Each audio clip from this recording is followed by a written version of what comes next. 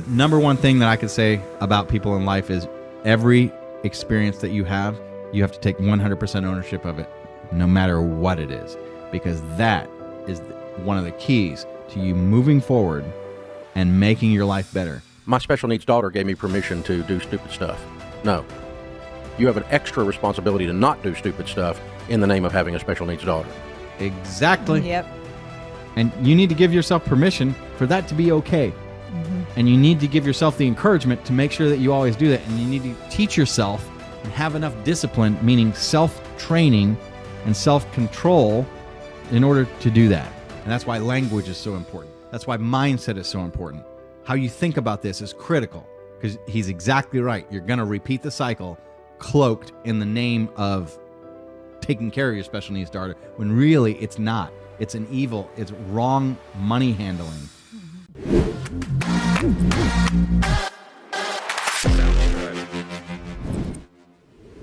That's so wrong. It's wrong. It's wrong.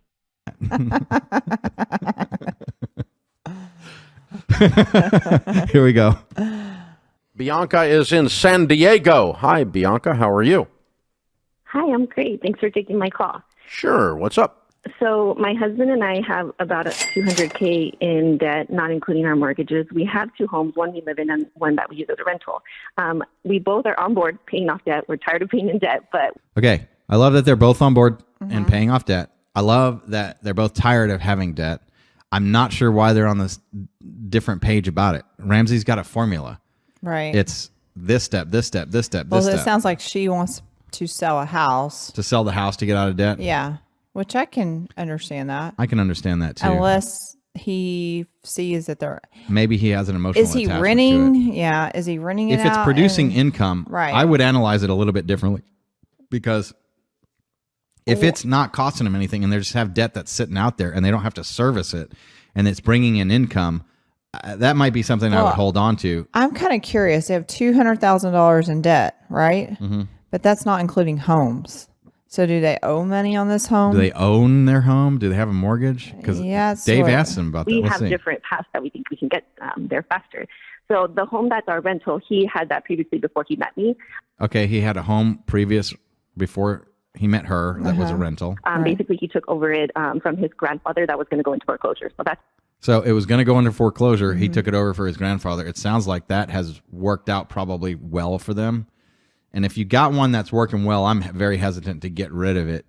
I would want to know more. How much work is it? Well, I'm curious of how much they're charging for rent. Are they charging enough to, or are they bleeding because they're fixing stuff and constantly being landlords? Yeah, that's true.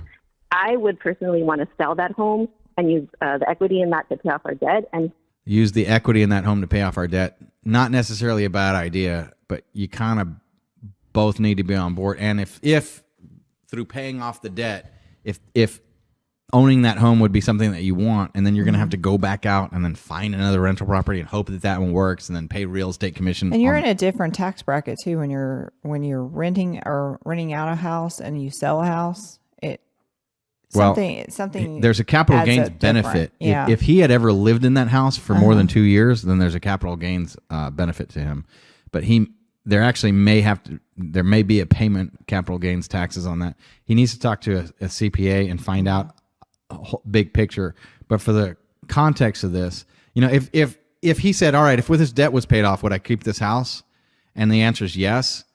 A lot of times I would just pay off the debt and get gazelle intense on paying off the debt, because people slow down after you don't have debt to pay off. You just want to get ahead and make investments. People slow down in that part. And so if I know, hey, I really want to be these investments, but I don't want to have that slowdown, I'd rather pay debt off and hold the property rather than jumping to I'm debt paid off, because overall in the real big picture, paying off the debt is, and of course it depends on interest rate and things like that. But I might do something like that. It just depends on also how long the debt's going to take me to pay off. And also how much cooperation I've got from my wife on being on board about how much discomfort does she want. Because in this, especially in paying off debt, it's either I'm pushing her or she's pushing me to go faster than one of us wants to. And maybe they're into that and maybe they're not. And who knows? How all in are you on this? I love everybody being all in to pay off debt. It's great. Right. You should be. Gazelle intense is a great word for it. But I like to be all in as fast as possible and getting that debt paid. Right. He's more thinking he wants to keep that other house and just be really intentional and work more hours and pay it off, just like gazelle intense. So I kind Well, I mean, if he's willing to do that and it's not taking a toll on your relationship, then maybe. Right. And if at the end he's got the rental house and he likes that rental house, he's familiar with that rental house, maybe he's done the repairs and he knows what repairs are and are not going to be there. If you use that, you pay off the debt now and then you work and save up to buy a new rental property. One, you're out of the rental market. Any appreciation that it's going to be there is going to go. Maybe it's going to depreciate, but who knows? But over time, it's probably going to go up. And so for him to get back into that position, is that going to be farther ahead or farther back in the future based on that? And how willing is he to bear the burden of getting this done? And what is their income? How fast can they do that? I would want to know all this information. Yeah. of wanted to get your advice. You have $200,000 in debt that is not mortgages. Yes. On what? Well, it's one of your favorite words. What do you think his favorite word is? Credit cards. I don't know. I hope not. 100,000 on HELOC. HELOC. Okay. Man, not What is good. HELOC? Home equity line of credit. They took out a home equity loan. Okay. So, Yeah. bad idea. Yeah. What talk about kill your wealth and sacrifice long term for short term. Don't Oh, yeah. sacrifice long term for short term. You want to go into slavery for what? For what? Which was a bad idea. We have 80K in student loans and about 20 on solar. 20 on solar. Okay. I think solar panels is a bad idea. I don't necessarily. If you're going to buy them and pay cash, by the way, you can get used solar panels for 80 to 90% off. And it's a great deal. And they're 80% as efficient as they were when they were new. And one of my neighbors across the street is doing that. And it's a great idea. And for that, your rate of return is much faster. And if you can run your meter backwards because of solar and you can provide all the energy that you've got for your house, it's a decent investment because you're having to buy energy anyway. So if I can, for $2,500 instead of $25,000, put solar on my house, and then I save myself a $200 a month electric bill, then in 5 years, I've made $10,000 ahead from that. That's not a bad idea, but most of them, it takes 30 years. Yeah, that's not a particularly a great investment. No. It's convenient if power costs go up. It's convenient if they last the 30 years, which a lot of them aren't. Right. And people are upgrading because they get this, just like with the iPhones, they constantly upgrade every 2 years when the thing would actually last 10. And if power gets cut to the neighborhood because of some weather event, you're independent. I like the idea of that. But as investments and under their portfolio, for them to have gotten solar, you got taken by a good solar salesperson. Oh, yeah. You were tempted by the marketplace and you bought something that you didn't really have the money for and you shouldn't have. And it is what it is. Nothing on cars. No car payments. I like that they don't have a car payment. Okay. What was the HELOC for? Paying off old bills? When we purchased the home, we basically purchased this home that we're in now. My daughter has special needs, and we needed to get her into a better school district. Okay, now I know why Dave's going to yell at her. They're going to blame the fact that they're in debt on their special needs daughter. In fact, actually, it says at the top of that, don't blame your stupid money choices on your special needs daughter. Yeah, it's not. And we basically bought like the ugliest house on the nicest street. I like the ugliest house on the nicest street. That's a decent way to do it. Basically, especially if you can make the house nicer. Right. They're trying to get their daughter in a good school district. But why do they have to make the house prettier? Yeah. If you're going to buy the ugliest house and you can't afford to do the improvements, you keep it the ugliest house, save up the money for the improvements. I mean, do stuff slowly. I don't have the best house on the block, and I got stuff, lots of stuff, like $300,000 or $400,000 worth of stuff that I want to do to this house. I'm not doing it until I have $300,000 or $400,000 sitting there, and I'm living with that $300,000 or $400,000 sitting there. That if I want to spend it, I'm going to sit on that money for a while and go, do I really want to spend that $300,000 or $400,000 on this and on the house, or do I like having the $300,000 or $400,000 for something else? Right. Earn it first, then decide how you want to do it. Yeah. Don't guess how you're going to feel having and owning that money ahead of time, because by the time you have to go through all the work, you might realize, wow, what my younger self 3 years ago or however long, in the past, my past self would have spent this on. I'd be present self pissed off that my past self spent money on that, because now that I've earned the money, I'd actually rather spend it on this. I'm glad that my younger self didn't enslave me to a bad decision, that now that I've gone through the effort to earn that and paid the price, that I wouldn't have chosen to purchase what I did. That makes sense. Right. So it needed there was cracks everywhere in the concrete. We had to do a lot of upgrades to it. Cracks in the concrete. I don't know. Maybe if it's not livable, that's one thing. I don't But know I doubt about that. Cracks in the concrete. That sounds like something Cracks outside. in the concrete outside, or she's talking about the foundation? Yeah. To just get it livable. I have a lot of questions about what livable is, but So this was for repairs. Yes. How much is your first mortgage? So the one we live in. Yeah, the one with the HELOC. so now she's got more than 200 because there is a mortgage on her Yeah. home. So she's not just in $200,000 No, worth of there debt. are more. Yeah, of it's it. $600,000. What's the $600,000 mortgage. house worth? I just looked at Zillow today. It's worth $975. Okay, maybe, but 800. She's got $200,000 worth of equity in it. We'll see. I would still like to know what they make. Okay, cool. And the other house that was his grandpa's has how much owed on it? $350. Oh, so $350 owed. they don't even. They don't own They that own straight it, out. yeah. Well, because Grandpa was getting in financial trouble, and so he just saved it out of foreclosure. It's not like he paid cash for it. So sometime he took over the payments or caught up the payments and was able to get it. Whoa, so they're paying on 2 mortgages. Yeah. So they're paying But on. let's see. I mean, maybe if there's income off the rental property, $950,000. I'd rather have rental property that's fully paid off. Well, yeah, but hopefully the rental property is paying the mortgage payment of the rental and some. Let's but see. I have a feeling it's not. We'll see if he asks. And what is it worth? When I looked today, it was worth $620. So 620, about 50% equity in it. 40%. I would sell it. Would you sell it? I mean, would. maybe, maybe. I would to give myself a fresh slate. So she's got $300,000 into it, and at that, if it's a $3,000 mortgage, then that's $36,000 a year that it's bringing in. And if the property taxes are $10,000, that's $25,000 a year that it's bringing in on $300,000. That's an 8% rate of return on the money that's out. And so it's an 8% rate of return on that versus, it depends on what the interest rate is on the other side. But would you take an 8% rate of return versus being in debt at any amount? I don't know. It's a tough call. It depends on how much rent is coming in. Because if they're getting $4,000 a month, I'd keep it, because that rate of return there is another $12,000. So that now you're up to 12% rate of return. At 10% rate of return, that's not bad. Right. Okay. And how long have y'all been married?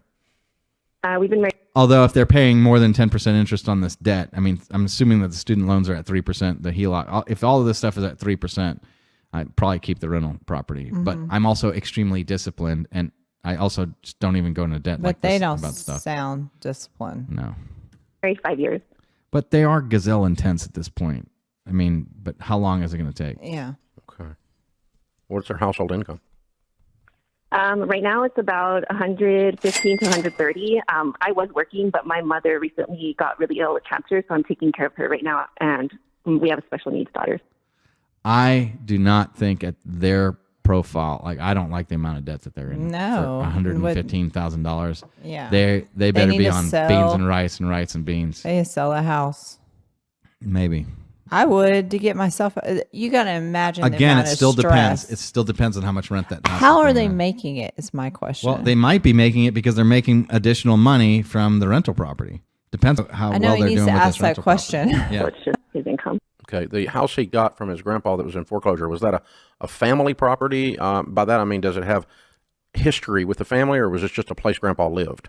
Yeah, if it's emotional to her husband, that's going to be a little bit more difficult too. Mm-hmm. But maybe that's why the wife might be right and that they do need to sell it, and he's holding on to it emotionally, irrationally. Hard call.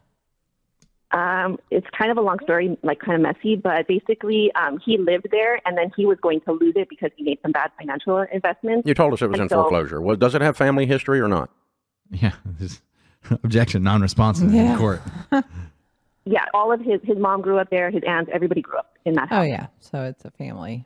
And I guess another question is, did he inherit it? Because what's the basis that he's got in the property? If he's inherited it, then he has a much higher stepped up basis. What a basis is if you bought a piece of property, let's say they bought it for $100,000 years ago. Mm-hmm. If he gifts it, you take that basis and you pay tax on the difference above that. So if he sells it for $500,000, that's $400,000 worth of income. Yeah. And so, but if you inherit it, you inherit the basis at the time of the inheritance. So if he inherited it and at $400,000 and now he sells it, he only pays tax on the $100,000. So how that happened is an important factor as well. Okay. So really, that's his reasoning for not selling it, not some kind of financial decision. Yeah, I think there is an attachment. I think sometimes also he thinks like, oh, we don't know how our daughter's going to develop, and he thinks like the more property and more stuff like income we can generate for her. Yeah. So who is the her? I think he's talking about their daughter. Oh, but if she's special needs daughter. Yeah. She is pushing the special needs button a lot. Yeah. And it's a big factor, a lot. But still, you still have to make good financial decisions. It's even that much more important to make the financial decisions. And again, I'm curious. Please, come on, Dave. You're going to ask how much they make in rent? You took out $100,000 HELOC to fix a cracked sidewalk. If it was cracked sidewalk, unless she is in a wheelchair and it couldn't, I mean... That's the only thing I can understand. And $100,000 to fix a cracked sidewalk, there was other stuff. There had to be. It had to be. Yeah. Yeah, they kind of screwed that plan up. Like, I want to do something good for my special needs daughter, so we're going to go deeply in debt. Yeah, not a good idea. No, that those two things are counterproductive. Exactly. He's got a really expensive bucket bailing water on a ship with a hole in it.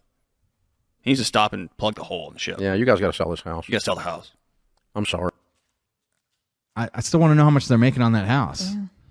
I'm surprised he hasn't asked that. Because if the payment on the house is $2,000 and they're bringing in $5,000 a month on a rental, that's bringing them in some extra income. Yeah. I mean, these are the questions I would be asking.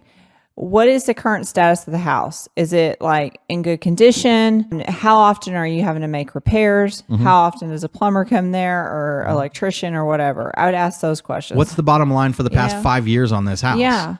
Like if it's how much income producing, how much time do you put into it? How much debt do you have is on this house? Like how much repair they said that. debt? They said that because it's worth it was worth $6 and they owe $3. But they're not saying how much repairing they're doing, and they're on not it. saying how much they're getting in rent. Yeah, I'm desperate to know that information. I hate it because it does have memories and it is going to break a part of his heart, and that's why he doesn't want to sell it. But so your as a divorce lawyer, your daughter's needs, the future of your house is. As a divorce lawyer, that concerns me because if he's emotionally torn up, he's going to blame her for this, and that's going to be a problem too. Right. And that's not something that's necessarily going to be good for a healthy marriage. And he's telling her, it sounds like he's begging her, I will work my ass off. I really want to keep this house. Right. So I think it's just get out of debt and don't make any more dumb decisions. I don't think it's sell the house. Yeah. I mean, I get the advantage of selling the house because you do that and now you've got some money. I mean, but again, I mean, he wants to have both. And if he's willing to work his ass off to have both, it depends. It depends on how much time it's taken away from his family and from them and from the relationship too. Yeah. That's a balance. All of this stuff is a balancing act. You know what I'm wondering is if they spent that $100,000, she's saying like fixed sidewalk. I wonder if their daughter is handicapped and is in a wheelchair, maybe they had to do some wheelchair stuff to the house. I would want and ask them that too. There's also like, Can we call up all the Biancas in San Diego? Well, aren't there services aren't there services Bianca, out there? if you happen to see this video, call us and let us know. I thought there was like services for people like this that would come out and do. There are. It depends. It's a lot of them are income based based on your income. Mm-hmm. Yeah, and they're probably out. But a lot of times insurance may do it as well. Yeah, but it's much more important than the past of that other house.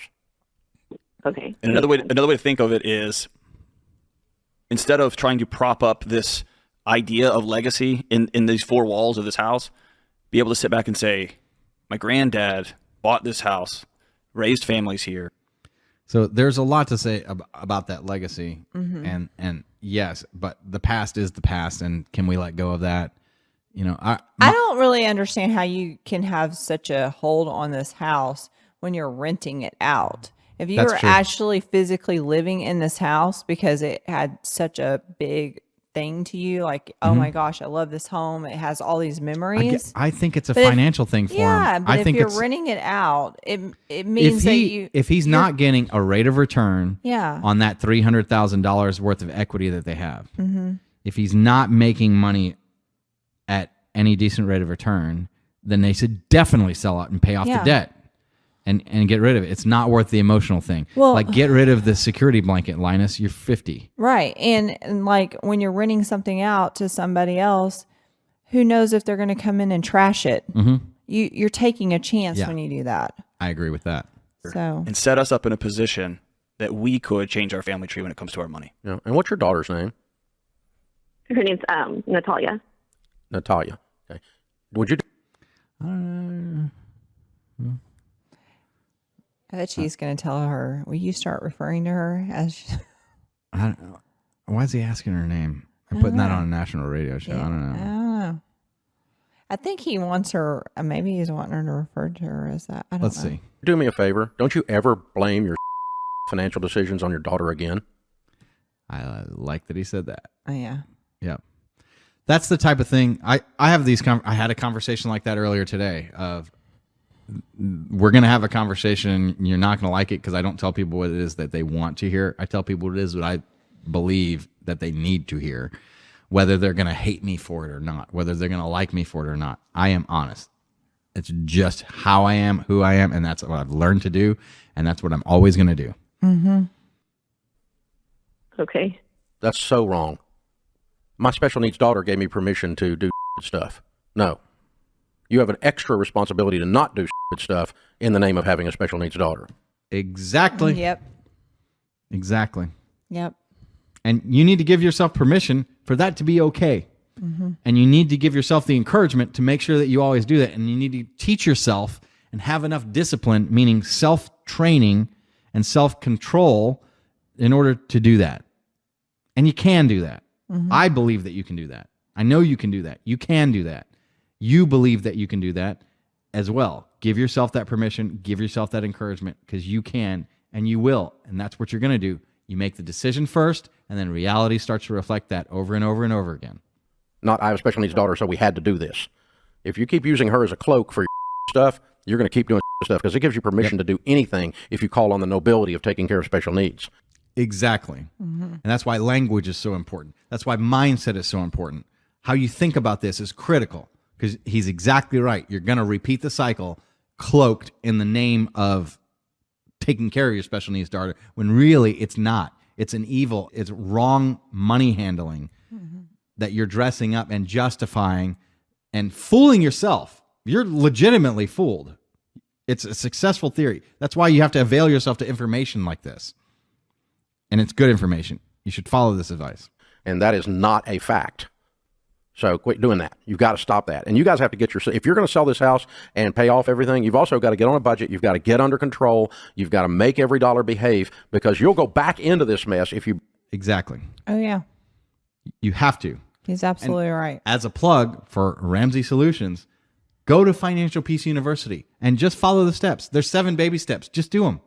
Don't try and rearrange them. Don't try and do anything else. If you're, especially if you're in debt, once you're out of debt, once you're completely debt free, then we can talk about different ways and things that you can do and maybe rearrange this, maybe rearrange this. Talk about, is college a ripoff or not? Should you really be paying for that? Or is it better for you to let your kids earn it on their own?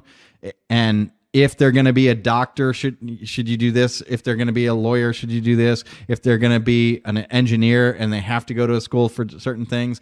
But if you're going for liberal arts, I don't think you should go to college. You want a liberal arts degree? You could probably actually talk to ChatGPT about that and learn that through AI or learn that through a whole bunch of free programs. You don't need a degree. You don't need a piece of paper on the wall telling you that you've made it through this thing called college in order for you to have self-esteem. You don't need any of that. You can rearrange the steps on that stuff later. The important thing is stay debt-free, be debt-free. because it's not just debt free; it's pure, actual, real freedom, and it's worth it. Blame Natalia for your next stupid thing again, like this house you bought that was all to pieces, and then you went in debt further after buying the house. But used it all as a rationalization to make that move. Exactly. And you just can't do that. You've got, next time you get ready to buy a car, well, I have a special needs daughter. I don't care. So, speaking of special needs, one of my best friends, Bill Neighbors, he's an attorney in Georgia, smartest guy, but very disabled with cerebral palsy, has to have a wheelchair. Bill has a van. It's the crappiest van that you could ever imagine. Bill is a millionaire, and he drives a vehicle now, and we've talked about it and talked about what, getting another one, and he's not going to get another one until this one will not move, until it cannot be driven. And because it's a good $40,000 more to have one that is equipped for him to roll his wheelchair on. The wheelchair locks. It has a system. It's a button that locks him in and unlocks him. It'll tell you wheelchair not locked, wheelchair not locked. And it's real annoying. And that's broken once, and he had to spend 2 hours with the car at an annoyingly loud volume saying wheelchair not locked, wheelchair not locked, wheelchair not locked. So, but he can totally afford it. He could buy one. He could pay cash for it. He will. Well, why does he not? Because it's unnecessary. Right. And it's silly to do that. So the fact that she's a special needs, I've heard Dave doing this there was one lady that said, oh, this car, it didn't have the right headrest and they could snap their necks, the kids that aren't. It was just justification and nonsense for things that you don't really need. That's why they take cars through safety measures and do all this stuff. They have to pass before. So what do? You get a $2,500 cash car. And you don't buy a new car until your net worth is exceeding $1 million. That's when you buy a new car. And you make good financial decisions. I don't care. You still can't buy a car if you can't have the money to buy it. You got to stop this. You've got to stop this. And you've got to do the baby steps and go through the baby steps. $1,000 emergency fund, and then pay off all your debts using the debt snowball. Smallest debt to largest debt, because it's psychological. It's about behavior. It's not about numbers. It's not about math. It's about behavior. And so you guys have got to get yourselves under control. The danger of selling the house is you guys don't change your decision-making processes and your habits, and you're going to go back in debt. Yeah. And then you've lost the house and you're no better off. Right. I actually like the journey of them suffering through to pay all this debt off. And because you do all that, and then you'll remember, and you won't go back into debt again. But even still, I have to keep watching this stuff. I have to keep telling this stuff to I'm talking as much to myself as I am to everybody else. You don't want to go into debt. Right. Debt is evil. But truthfully, mathematically, you need to sell the house. You're right. And get rid of all this debt and get it off of you. But only if you both raise your right hand and pinky swear and spit shake to never make decisions that involve debt again. Ever. Exactly. Under all circumstances. Right. And I know that, so there are, and here's something I do that's different than what Dave does. We play the credit card game because we get the points and the rewards. And that stuff tends to add up. And because we have to use either a credit card or a debit card to run the business and run a lot of the things, so many things have to be paid for, we do that. I have a rule.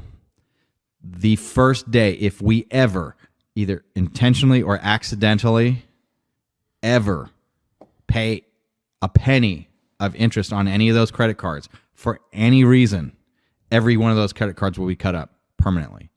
Period. And we will never use them again. It's only, and I know we are dancing with the devil, but we pay our credit cards off multiple times a month. We pay them off before they ever even clear. You know, not like, oh, we got our statement, how much do we have to pay? No, it's we look at what they are, and the statement's about to run, they're paid off before the statement even runs. So we have at least 3 more weeks before it would actually be quote unquote due. That's the only way. We effectively run it as a debit card with a credit card buffer in place so that we, scraping 2% of the gold out of it. Yeah. Dave recommends that you don't even do that. I'm almost intolerably uncomfortable even doing it how we do it, but I go ahead and do it. because we are and we are well ahead. Right. And we run it always constantly paid off. And should we do that? I'm torn. Maybe one of these days Dave will convince me, but that's where we are. I'm that intermediate person. A lot of people do that though. Yeah. And live on a written budget where you live on less than you make. And listen, stuff comes at all of us. Relatives get cancer, people pass away, children have struggles, stuff comes at all of us. You've got to have a process that involves you to live your life without sacrificing the quality of your life on the altar of the bad things that come at you. Yep. Absolutely. You can't make excuses. Nope. You have to take ownership for what you've done. You have to own and everything that's happened to you. The number one thing that I could say about people in life is every experience that you have to take 100% ownership of it, no matter what it is, because that is one of the keys to you moving forward and making your life better. Because a lot of the things that happen to you, they're anticipatable. And if you didn't anticipate it, you can't just go, oh, poor me, oh, poor me. There's always something that you could have done differently. Yes, are there complete pure random things? Could a meteor hit your house? Could something? Yes, there is a small percentage of that. But outside of that minuscule little exception, that one little footnote in the entire book, all the rest of the time in the book and everything you have full control of. So if you realize that 0.00001% of your life is out of your control, but the other 99.9999% is your fault or responsibility or blessing, your gift, because everything that you learn, how you grow and you get better, you become wiser, all of that, if you take full ownership of that, then that is how you become your best version of you. This is the Lawyer Dana Show.